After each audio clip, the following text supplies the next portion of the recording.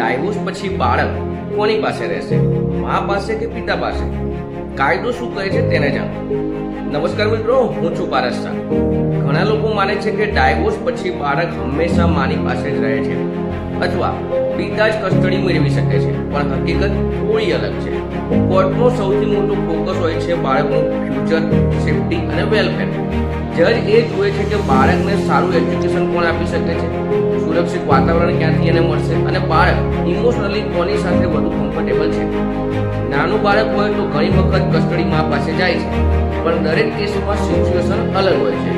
કેટલાક કેસમાં પિતાને કસ્ટડી મળે છે અને કેટલાકમાં બંને પેરેન્ટ્સને વિઝિટેશન રાઇટ્સ આપવામાં આવે છે. એટલે માત્ર મા કે પિતા નહીં, કાયદા માટે સૌથી મહત્વનું છે બાળકનું વેલફેર. તમારા હક્કો અને કાયદાની સાચી માહિતી જાણતા રહો અને તેના માટે અમને ફોલો જરૂરથી કરો. જય હિન્દ.